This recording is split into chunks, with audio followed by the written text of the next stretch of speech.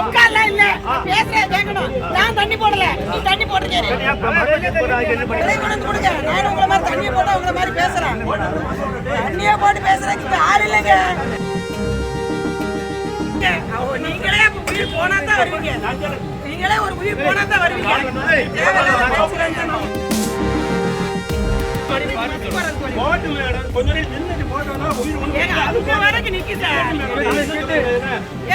உயிர் வந்துருமா திரும்ப?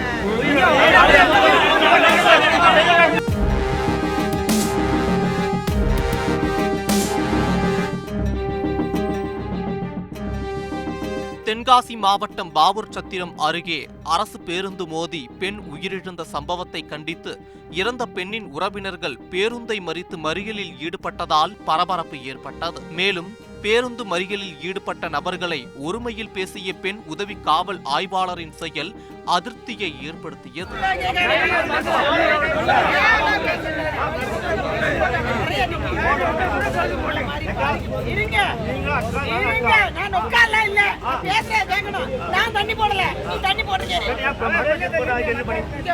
பொறுமையா பேசுறேன்.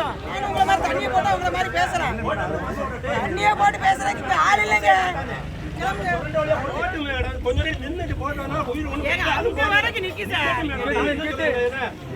உயிர் வந்துருமா திரும்ப?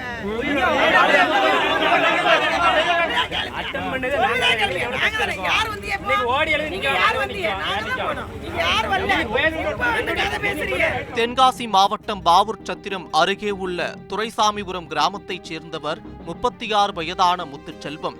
அவரது மகள் சாலையில் பைக்கில் சென்று கொண்டிருந்த போது அரசு பேருந்து மோதியதில் உயிரிழந்தார்.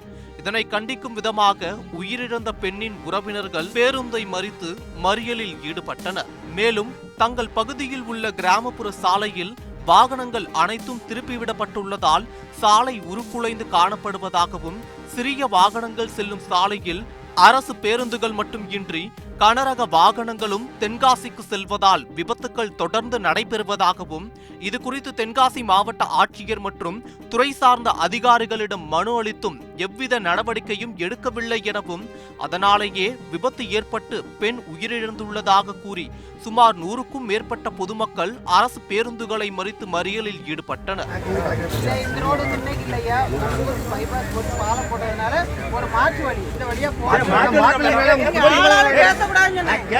ஆளாளுக்கு பேசக்கூடாது.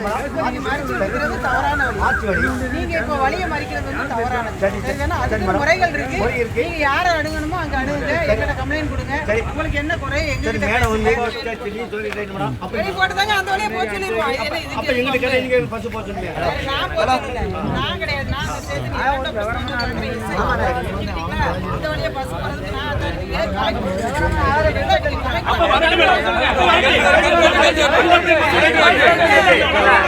இருப்பினும் ஆலங்குளம் டிஎஸ்பி பேச்சுவார்த்தை நடத்தியதன் பேரில் மறியலில் ஈடுபட்டவர்கள் கலைந்து சென்றனர்.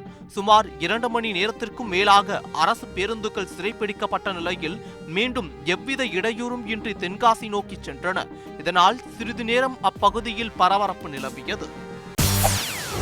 செய்திகளை உடனுக்குடன் தெரிந்து கொள்ள உடனே சப்ஸ்கிரைப் பண்ணுங்க.